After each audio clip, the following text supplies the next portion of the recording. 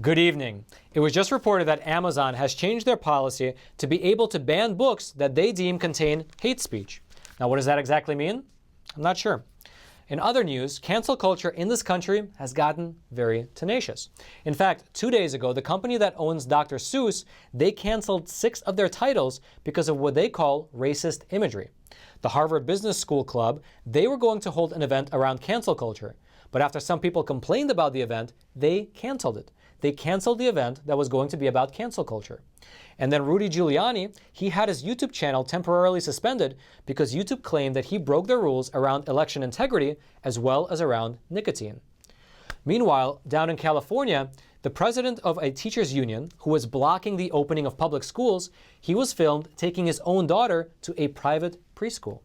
And down in Georgia, the House of Representatives down there, they passed a bill which would reform a range of election rules, including ones around absentee voting, voter ID, time limits for voting, among many others. Let's go through these stories together. This is your daily Facts Matter update, and I'm your host, Roman from the Epoch Times. So let's start today's discussion by talking about our friends over at Amazon. So as you can see with the front page of the Epoch Times today, Amazon, they quietly changed their policy, which now allows them to ban books that they deem contains hate speech. And by quietly, it means that they didn't tell anyone. They didn't inform either their customers or the vendors who sell on their platform about this change in policy. In fact, media outlets like the Epoch Times only found out about this change in policy because a few days ago, we reported on it in about 2 episodes ago, there was a book which criticized transgender ideology and it was banned from Amazon. And after we looked into it, we discovered this new policy. So what exactly does hate speech encapsulate for Amazon? What does it mean? It's not clear.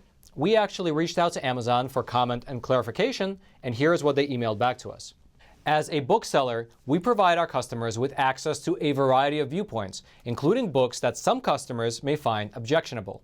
That said, we reserve the right to not sell certain content as described in our content guidelines for books, which you can find here, and they hyperlinked it. All retailers make decisions about what selection they choose to offer, and we do not take selection decisions lightly. However, what that statement omitted is the fact that they changed their rules, apparently, without telling their customers. In fact, we found an archived version of their book policy from August 10th, and on that page, there is no mention of anything related to something called hate speech. However, sometime afterward, after August the 10th, it was changed to what it is now. If you look at it today, under the section titled Content Guidelines for Books, and then in the subsection called Offensive Content, it starts by saying, quote, "We don't sell certain content, including content that we determine is hate speech." And so, in order for us to get clarification, we followed up with the Amazon spokesperson and we asked them 3 questions. When exactly was this new policy adopted? What exactly constitutes hate speech? And how were Amazon's customers informed about this change, if they were at all? But he never got back to us. However, we can potentially catch a glimpse of what is meant by hate speech by looking into what books are actually being banned. A few weeks ago, Amazon purged a book which called into question transgender ideology. That book was titled When Harry Became Sally, responding to the transgender moment, and it is no longer available on Amazon. According to a Princeton University review, here is what that book was about. The book argues that the push to encourage individuals who feel like a different gender to undergo sex change procedures is driven by ideology rather than sound medical advice. And after that book was banned, after it was kicked off the platform, the author of the book reached out to Amazon, but he could not get an actual explanation for why the book was banned. In a tweet, the author wrote this: "A week after they removed my book, Amazon still refuses to say which aspect of their content policy the book violates, after 3 years of not violating that policy. And they refuse to say which page of the book commits the offense." But that is sort of the beauty of having broad, opaque hate speech guidelines. You don't really need to give anyone an explanation. If you'd like to read more about this change of policy over at Amazon, that link will be in the description box below this video for you to check out. And while you're down there looking for that link, take a quick moment to smash that like button, because you already know that censorship is not limited to Amazon. All of these big tech giants, including YouTube here, censors content that talks honestly about what is happening in this world right now. And so when you smash that like button that's below this video, you are forcing the algorithm, the same algorithm that suppresses videos like this, you are forcing that algorithm to share this video out to potentially thousands and more people, letting the truth be known far and wide. And now, while we are on the subject of Amazon, there is something else that is pretty interesting and I'd like to note. If you go on over to the top sellers in the book category right now, at this moment on Amazon, books by Dr. Seuss make up a majority of the top 20. Why? Well, that actually stems from a backlash against cancel culture. Dr. Seuss Enterprises, which owns the copyright to the Dr. Seuss books, decided to stop publishing 6 of Dr. Seuss's titles because of what they called racist and insensitive imagery. Here's what they released in a statement. Dr. Seuss Enterprises listened and took feedback from our audiences, including teachers, academics, and specialists in the field as part of our review process. We then worked with a panel of experts, including educators, to review our catalog of titles. They then continued by saying that these books portray people in ways that are hurtful and wrong. Ceasing sales of these books is only part of our commitment and our broader plan to ensure Dr. Seuss Enterprises' catalog represents and supports all communities and families. Now, the 6 books that they are specifically referring to are If I Ran the Zoo, and To Think That I Saw It on Mulberry Street, McElligot's Pool, On Beyond Zebra, Scrambled Eggs Super, and The Cat's Quizzer. Now, in terms of why these books are getting canceled, here's an example. In the book, And To Think That I Saw It on Mulberry Street, take a look. An Asian person is portrayed wearing a conical hat and holding chopsticks and eating from a bowl. In the book, If I Ran the Zoo, there is a drawing of African men wearing what appears to be grass skirts with their hair tied up above their heads. Now, people are calling this just another manifestation of cancel culture, and as we saw with the book sales on Amazon, there is a significant blowback against the decision to cancel these books. Although ironically, an increase in Dr. Seuss books actually sends more money to the company who made the decision to cancel them in the first place. So it's kind of a catch-22. However, while we are on the topic of cancel culture, I'd like to discuss a few other stories as well. The Hyatt Hotel was the host of CPAC over the weekend. And because of that, because they hosted a conservative event, there was a call to boycott them. In fact, on Saturday, over the weekend, #BoycottHyatt was trending on Twitter. However, they did not capitulate, and instead they released this statement. We take pride in operating a highly inclusive environment, and we believe that the facilitation of gatherings is a central element of what we do as a hospitality company. We believe in the right of individuals and organizations to peacefully express their views, independent of the degree to which the perspectives of those hosting meetings and events at our hotels align with ours. Now, to me, that statement is the classical American response. They're essentially saying that they don't have to agree politically with the people who use their venues. So long as they are not violent, there is no problem. In my view, that is the manifestation of the classic American ethos. I might not agree with what you say, but I will defend with my life your right to say it. Now, the Harvard Business School Club here in New York, they took a different approach. They were going to host an event about cancel culture. However, ironically, after people complained about the event, they decided to cancel it. They canceled the event about cancel culture. Now, one of the speakers of that event was this man here, James Lindsay. He is the author of a book called Cynical Theories, and we actually interviewed him about a month ago on American Thought Leaders. He said that the event was canceled because the school said that it did not align with their goals. A spokesperson for Harvard added that, although we welcome vigorous debate and different points of view, we have decided not to offer this program since it is not consistent with the objectives of our organization. Now, we here at the Epoch Times, we actually reached out to Harvard for further comment, but we have yet to hear back. Now, James Lindsay's book, Cynical Theories, actually discusses cancel culture and the woke movement, and in fact, he actually described both cancel culture and this woke ideology as a form of Leninism, wherein Lenin, in Russia, he went around and killed dissidents, but today, here in America, dissidents are instead being canceled. And so I have a feeling that Mr. Lindsay does see the irony in his event getting canceled by Harvard. And now let's talk a bit about Common Sense, which is the name of Rudy Giuliani's YouTube channel. 2 days ago, YouTube temporarily suspended Rudy Giuliani's YouTube channel because they claim he violated their policy surrounding the election. Now, YouTube did confirm that this ban was not permanent and that Rudy Giuliani will be able to upload videos again after about 2 weeks. He's basically in a timeout. Here is what a YouTube spokeswoman said in a statement. We remove content from Rudy Giuliani's channel for violating our sale of regulated goods policy, which prohibits content facilitating the use of nicotine, and our presidential election integrity policy. Additionally, in accordance with our long-standing strike system, we issued a strike against the Rudy Giuliani channel, which temporarily restricts uploading or live streaming. Now, when she mentioned nicotine use, That probably refers to Rudy Giuliani's promotion of cigars as well as cigar companies as sponsors to his channel, which apparently is not allowed. Now, we reached out to Mr. Rudy Giuliani for comment on this matter, but he has yet to get back to us. And based on YouTube's strike system, if he is suspended again after this time, his account will likely be permanently banned. Now, this move by YouTube triggered quite a bit of criticism over big tech's censorship of dissenting viewpoints. Because, among other things, you know if you've been paying attention, this is the latest in a long string of censorship that has been enacted on this platform, on YouTube. In fact, among other things, our own channel here, Facts Matter, we have been demonetized for well over a month now. We can now no longer run any ads before, during, or after our program. And in fact, this was something that was touched upon by President Trump during his speech over at CPAC. He said, "The time has come to break up big tech monopolies and restore fair competition. All of the election integrity measures in the world will mean nothing if we don't have free speech.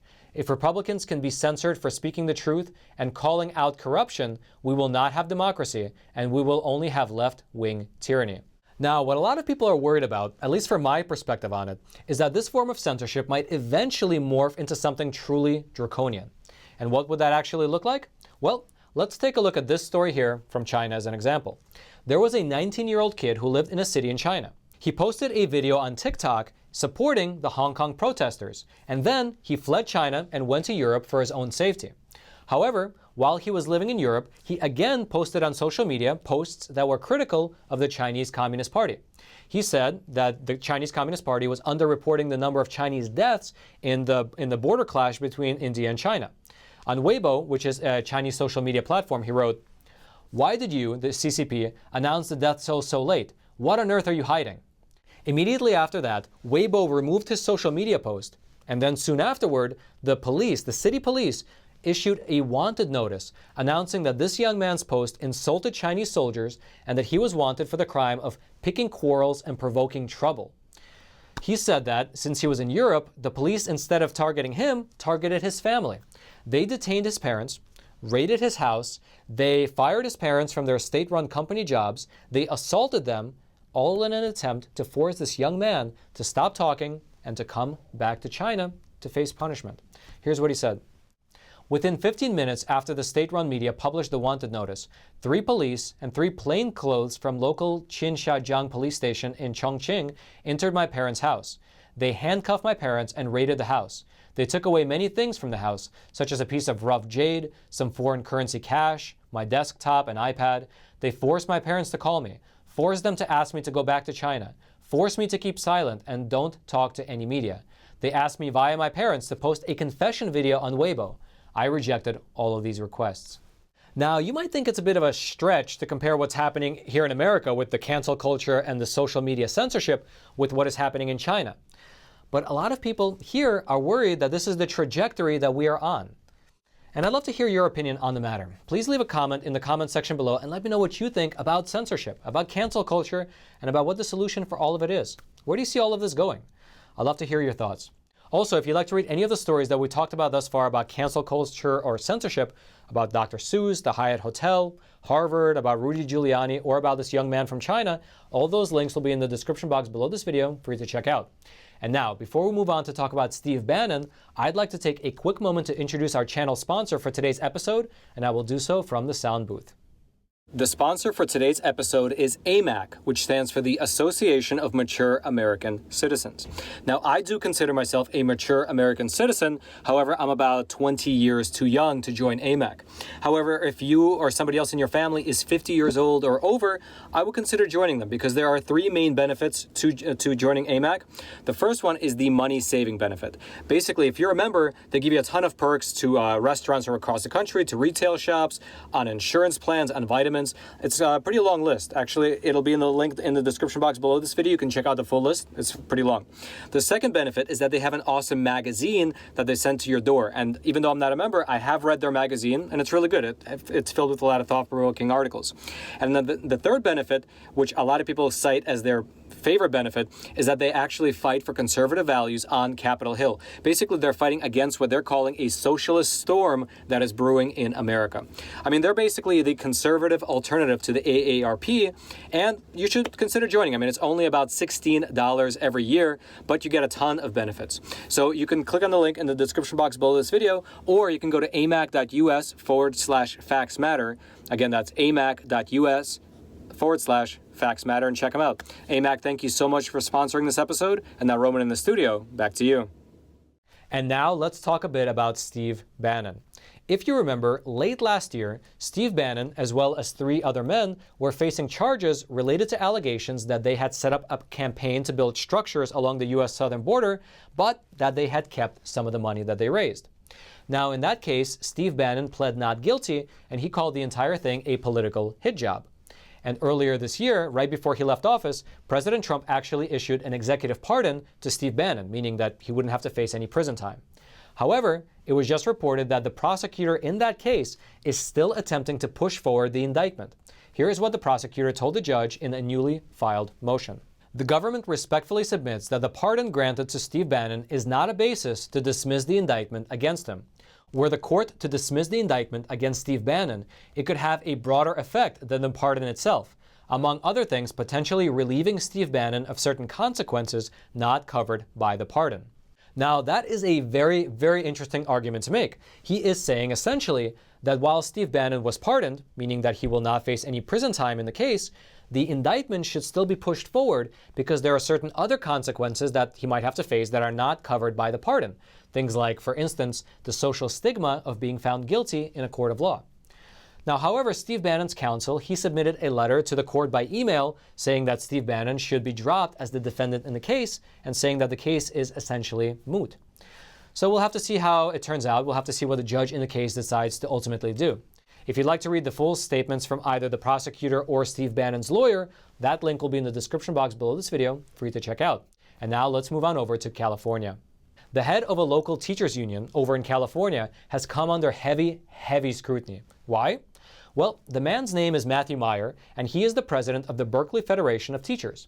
And while he has continued to call for public schools to stay closed, a video of him surfaced on YouTube which showed him taking his 2-year-old daughter to a private preschool for in-person lessons. Take a look. And by the way, his young daughter will be blurred out for her privacy. Take a look. Now, the parent group out in Berkeley that published that video initially on the internet, they added this to their post. Matt Meyer, Berkeley Federation of Teachers president, blocks opening public schools in person, yet has had his own child in in-person school since June of 2020. Stop the hypocrisy. Our children are suffering. Open schools full-time now. Now, Matt Meyer, he came out publicly against this video of him.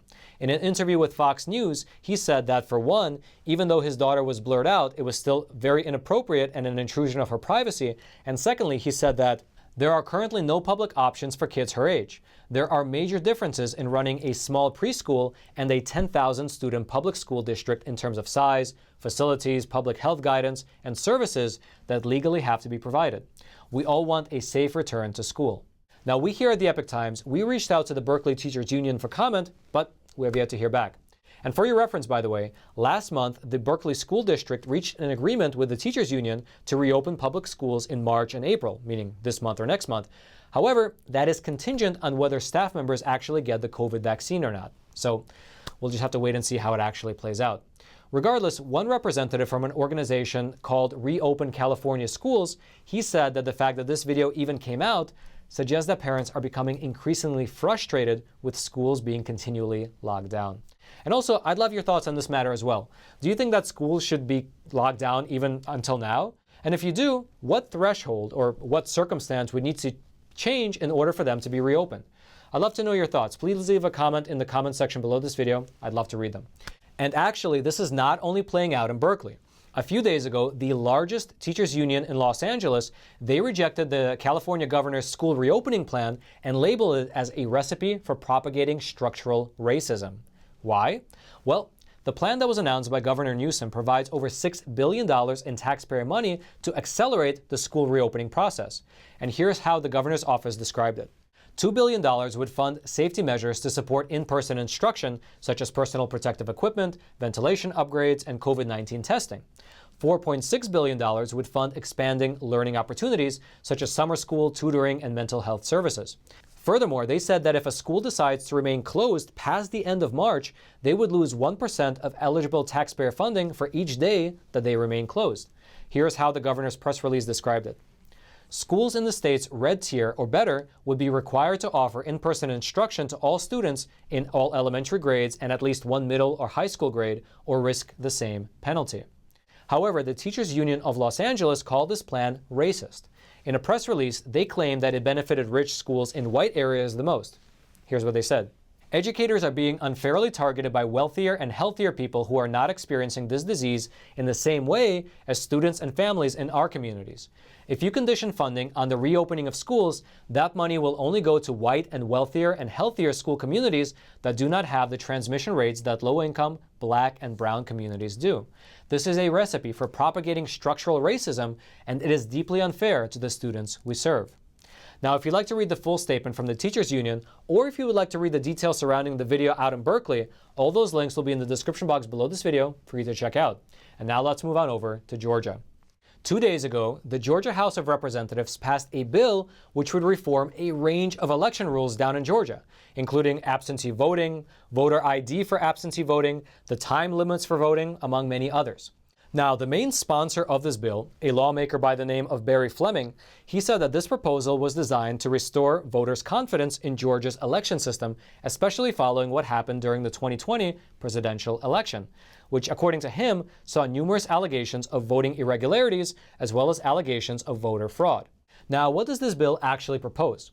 Well, for one, it sets up multiple requirements for absentee ballots, including replacing the simple signature match with a number of voter ID requirements.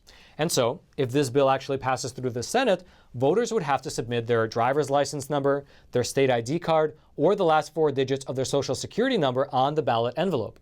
And if for some reason the voter does not have a government ID, they would be required to show either a current utility bill, a bank statement, a government check, a paycheck, or some other document that shows their names and address in order to get an absentee ballot. Now, there are other measures in the bill around things like drop boxes, the time frame of when you can receive an absentee ballot, how provisional ballots will be counted, and so on. Now, the bill is now making its way through the Georgia Senate, where they were going to debate on it and ultimately vote to see whether it goes into law or not, and then it'll go to the governor's desk where you can sign off on it. Now, if you would like to read the full list of election integrity measures that are contained inside of this bill, I'll throw a link to an article that goes through most of them into the description box below this video for you to check out. Now, lastly, as we already mentioned, on the very same day that Joe Biden was sworn into office, YouTube made the unilateral decision to demonetize our program, to demonetize Facts Matter. We can now no longer run any ads before, during, or after our program, and the super chat feature has just been disabled. I mean, luckily we have sponsors to our show, but when YouTube makes that kind of a decision, when they cut off our ability to advertise, they basically are trying to stifle out our reporting. They basically are smothering our independent journalism. However, if you would like to support the Epoch Times, I will throw a link into the description box below this video to a page where you can subscribe to the digital subscription to the Epoch Times. It only costs a few dollars every month. However, you will get access to all of our deep investigations, all of our uncensored reporting, our video documentaries, our opinion pieces, our interviews, and if anything ever happens here on YouTube, you will have continued access to Facts Matter, Crossroads, American Thought Leaders, and all of our video channels. Again, that link will be in the description box below this video. I hope you go there and I hope you subscribe. And actually, if you are old school, you can also check out the actual print newspapers, which it can be delivered directly to your doorstep every single week. And it doesn't matter where you live. We deliver to all 50 states. We even deliver to Puerto Rico. So if you're old school, and by the way, this is a very cool way to get news delivered to you, basically can't be censored. Right? Once we print this newspaper, it goes to you. Nobody can block the IP address of an article or cut something out. It's funny how, as things have progressed, as technology has gotten so advanced, the printed newspaper is still actually ironically, one of the ways to get uncensored information reliably. So again, all those links will be in the description box below this video. I hope you check out, I hope you subscribe, and I hope that you join us on this journey of exploring truth and tradition through honest reporting. Now, again, if you haven't already, smash that like button for the YouTube algorithm. Subscribe to this YouTube channel if you haven't already so that you can get honest news reporting delivered directly into your YouTube feed while you still can. And until next time, I'm your host, Roman from the Epoch Times. Stay informed and stay free.